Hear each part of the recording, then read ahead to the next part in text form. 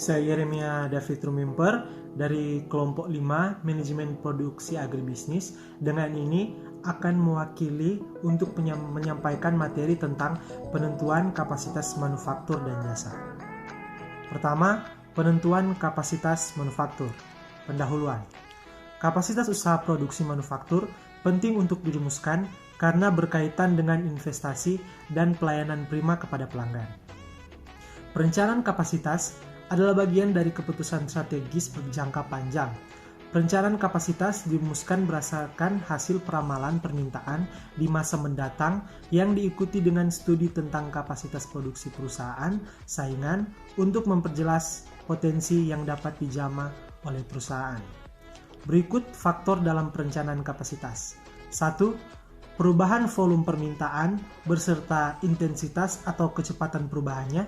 2. Besarnya biaya oportunitas yang mungkin timbul. 3. Ketersediaan dana. 4. Besarnya biaya penyimpanan yang harus dipukul jika terjadi ekses terhadap kapasitas yang diadakan. Pertimbangan di atas menjadi masukan untuk memutuskan besarnya kapasitas produksi yang disediakan.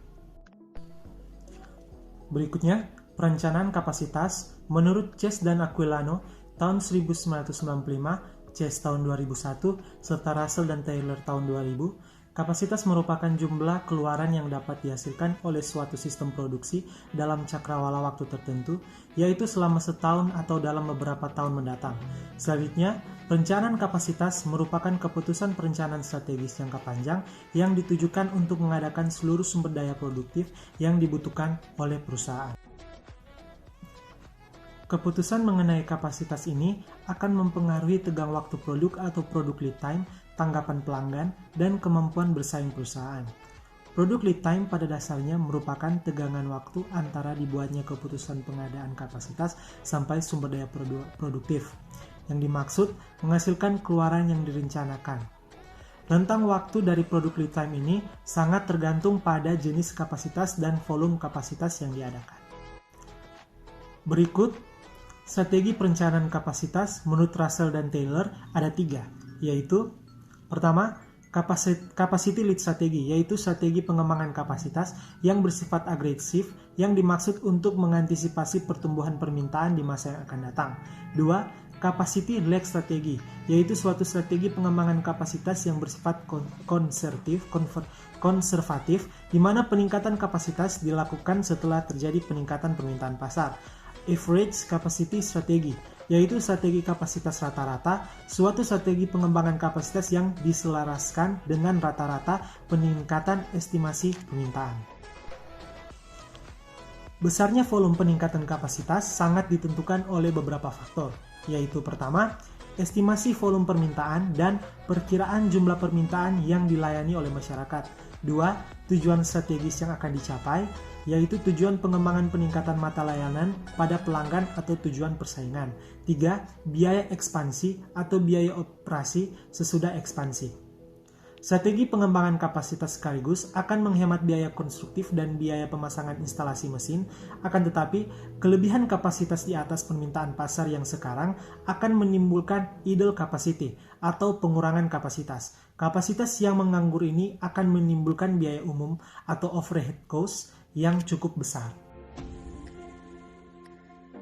Pilihan strategi ekspansi one step akan menimbulkan celah kapasitas yang dikenal dengan sebutan large chunk incremental expansion yang akan menimbulkan little chunk.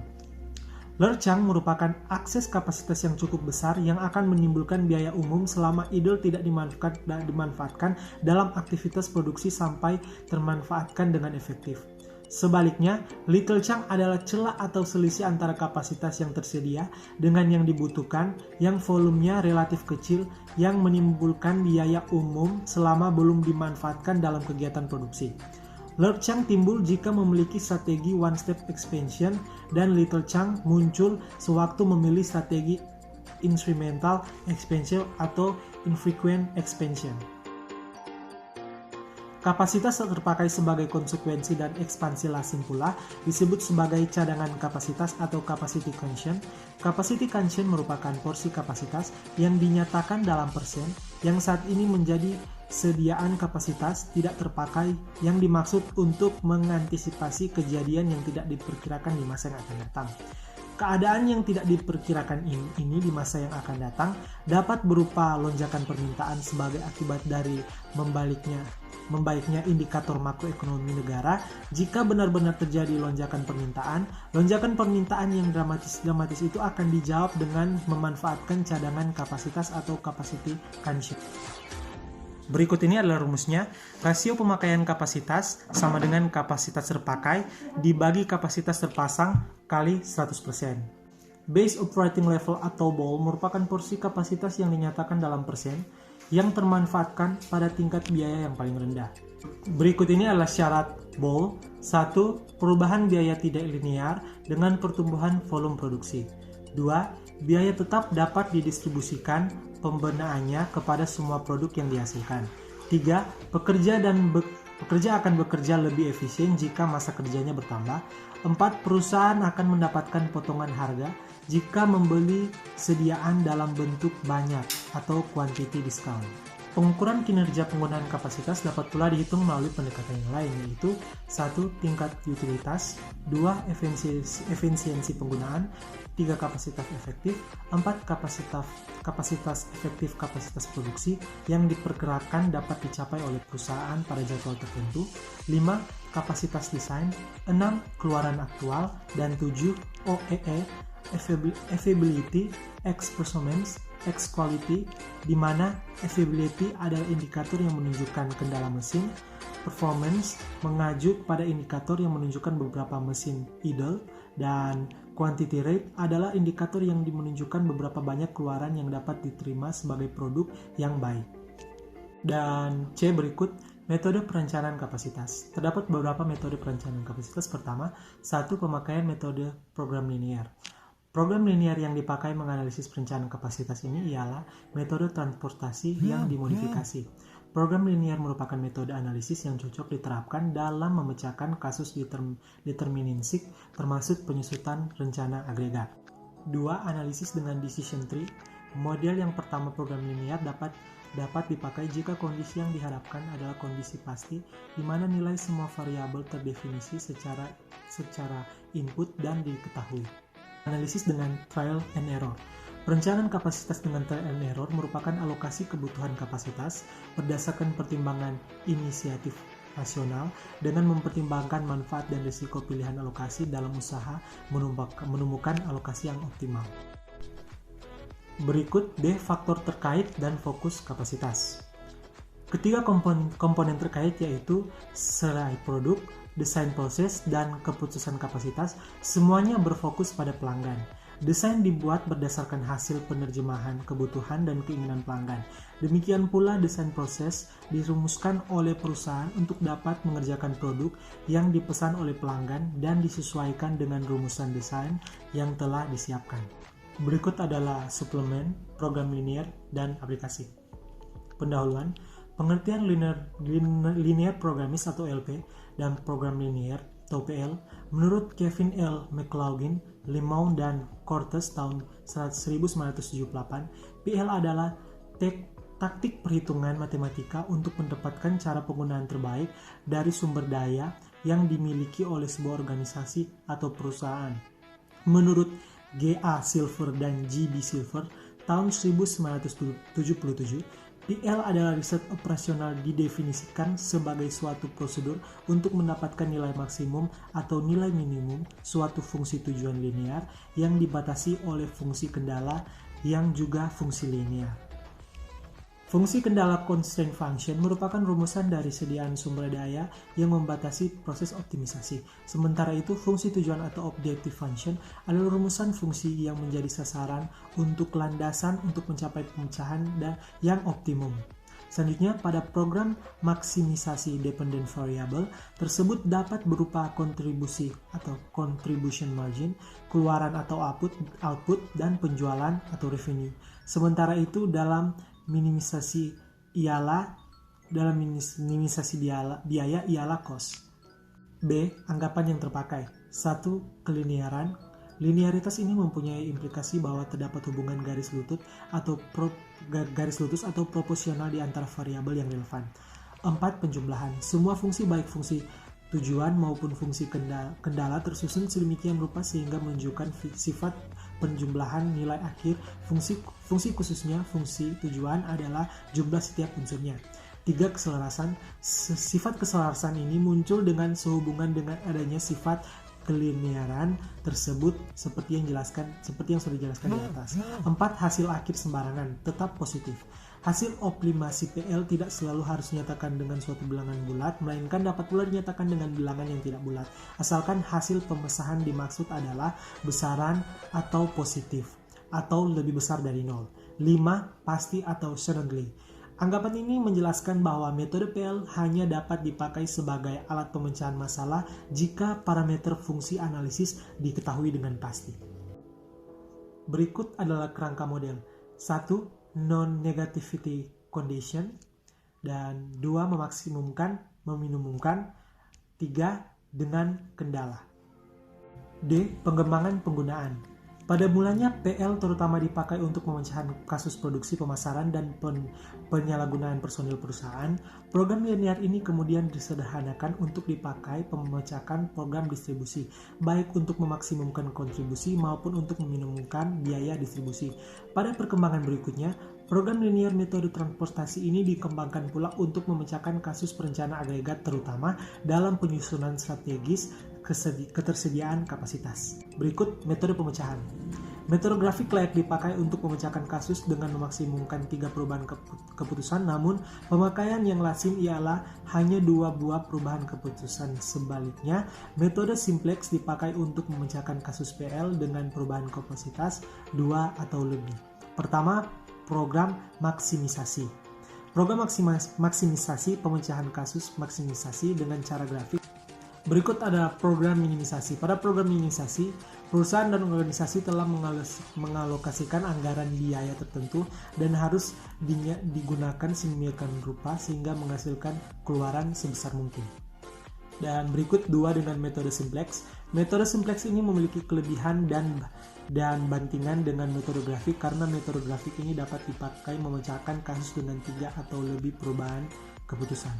Dan berikut adalah bab 8, perencanaan kapasitas usaha jasa.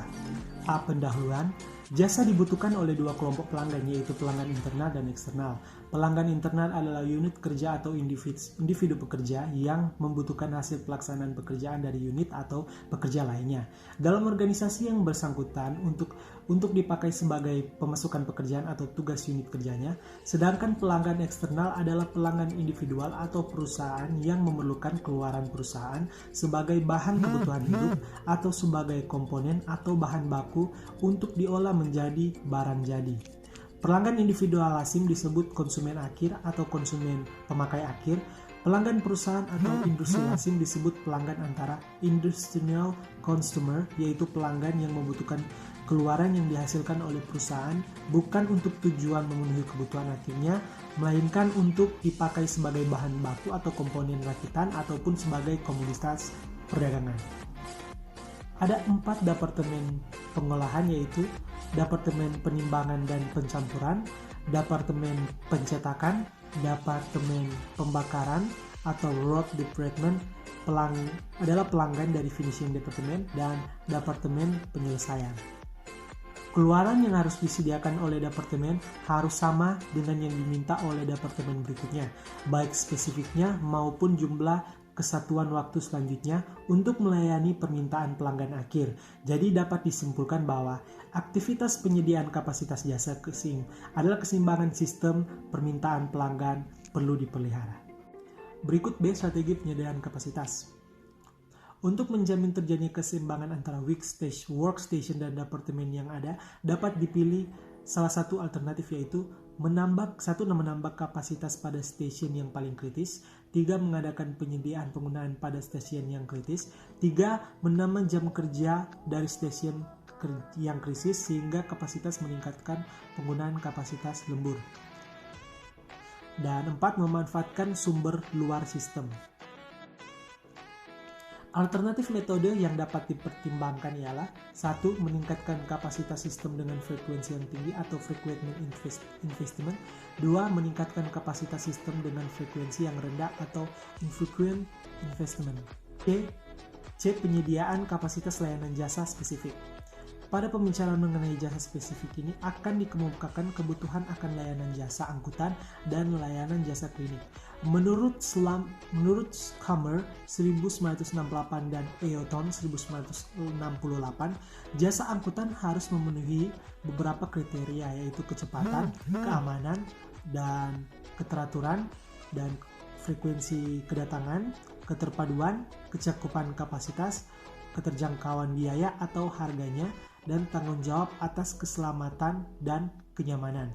Pada umumnya, para pebisnis dan penumpang menginginkan ketersediaan layanan dan pintu ke pintu. Pengharapan ini didorong oleh kebutuhan jaminan dan kapasitas tiba di tempat tujuan pada jadwal yang diinginkan.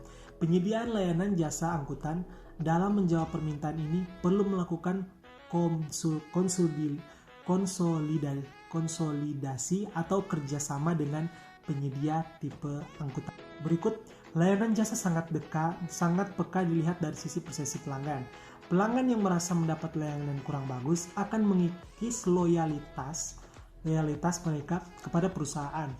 Mereka akan kecewa dan berusaha mengalihkan permintaannya kepada jasa pesaing yang memberikan layanan yang lebih baik dan lebih cepat. Dengan kondisi seperti itu akan mengancam perusahaan karena kehilangan pelanggan. Pada konsep modern, jasa dapat meluas dan mencakup pelanggan eksternal serta pelanggan internal perusahaan.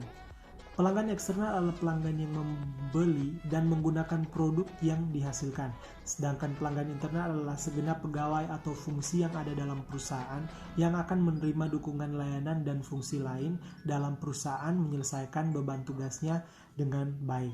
Jadi, dalam perencanaan kapasitas jasa layanan, manajemen perusahaan harus melihat kecakupan kapasitas layanan itu, baik dilihat dari sisi pelanggan internal maupun eksternal.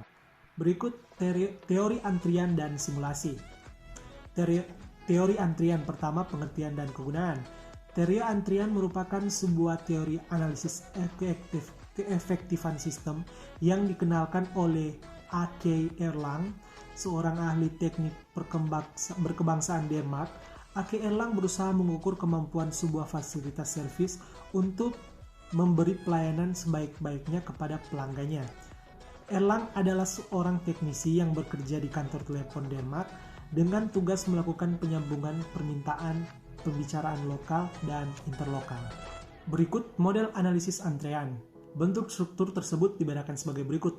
Pertama, single channel atau single phase model. 2, multi-channel single phase model. 3, single channel multi-phase model.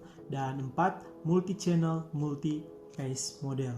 Berikut 3, sumber populasi. Sumber populasi pertama A, infinite model. Tipe ini merupakan model analisis antrean di mana objek yang akan datang meminta layanan pada fasilitas servis yang bersangkutan tidak tentu atau bersifat acak. Suplemennya, simulasi. 1. Definisi Barry Shore 1973 serta J.A. Silver dan J.B. Silver 1977 menyatakan bahwa simulasi adalah kegiatan mengabstraksi sebuah keadaan nyata ke dalam sebuah tiruan yang menggambarkan keadaan nyata itu melalui akulisasi karakteristik utama objek yang bersangkutan. Simulasi merupakan prosedur kuantitatif untuk mencari hasil optimum suatu objek nyata. Objek nyata itu berupa 1. Pelayanan sebuah usaha ambulans terhadap pelanggan pemakai rumah sakit, perorangan, ataupun pemakai lainnya. 2. Mengatur ketersediaan untuk mencapai laba maksimum atau biaya yang minimum. Dan 3. Penyusunan anggaran perjamaan, armada bus, dan truk sebuah angkutan darat, dan lain sebagainya. 2. Jenis simulasi. Menurut Buffa dan Dier 1978, ada 4 macam simulasi yang lazim dipakai dalam praktik, yaitu pertama, simulasi deterministik, 2. simulasi stokastik, dan 3. simulasi diskrit, dan 4. simulasi kontinum. Ciri-ciri utama proses simulasi adalah sebagai berikut. 1. Objek yang terlihat dalam proses atau permainan dapat diwakili oleh angka-angka. 2. Peluang munculnya setiap kejadian atau rangka-rangka adalah acak dan sama besarnya.